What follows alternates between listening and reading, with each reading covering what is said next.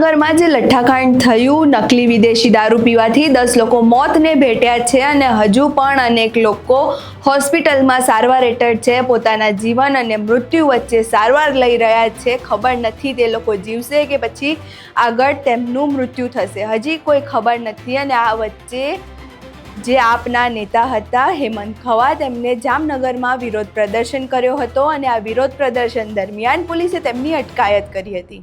ખાલી ખોટું વિવાદિત કરવા કરતા કલાક એકનો અમારો કાર્યક્રમ છે, શાંતિથી કરી લેવા દો ને પૂર્ણ કરવા દો.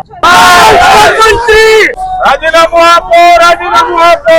આખી ઘટના શું છે તેના વિશે વિગતે ચર્ચા કરીશું. નમસ્કાર, આપ જોઈ રહ્યા છો ચક્રવાત ન્યૂઝ. હું આપની સાથે વંશિકા.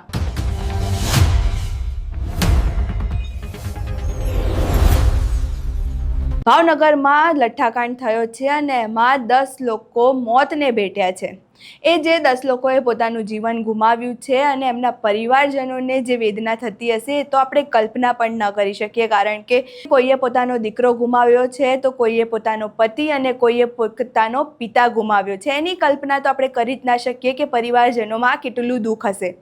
પરંતુ આ જે લઠ્ઠાકાંડ થયું તેના વિરોધમાં આપ નેતા હેમંત ખવા અને અન્ય લોકો ત્યાં જામનગરમાં વિરોધ પ્રદર્શન કરી રહ્યા હતા અને એ શાંતિપૂર્ણ વિરોધ પ્રદર્શન દરમિયાન પોલીસ આવી અને પોલીસે તેમની અટકાયત કરી દીધી. અહીં પહેલા તે દ્રશ્યો જોઈએ.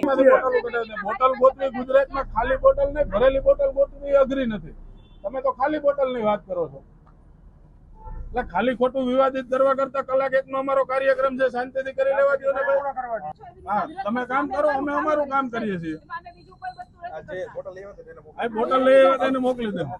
હા, નહીં આવશે એટલે મોકલી દે. હું અત્યારે નથી આવી જાય ને તપાસ કરાવીને કહી છે. અને આટલી ઝડપથી તમે દારૂ ની ભરેલી લઈ આવ્યા તો એ કરો ને, ખાલી ને તો અમે મોકલી દે. હું તમારે ત્યાં ખાલી લઈ આવ્યો, પણ ભરેલી લઈ આવ્યા ને તપાસ કરવી તમારી જવાબદારી છે. રાજીનામું આપો, રાજીનામું આપો.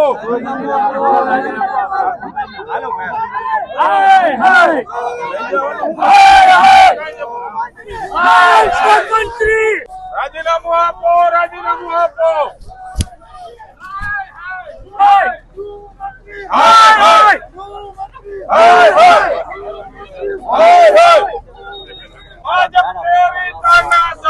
नहीं चलेगी, नहीं चलेगी. पुलिस तेरी गुंडागिरी नहीं चलेगी, नहीं चलेगी.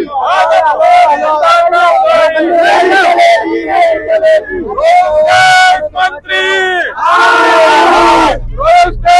मंत्री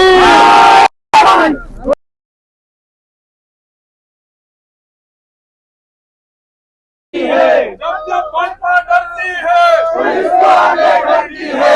जब जब भाजपा डरती है पुलिस को आगे करती है.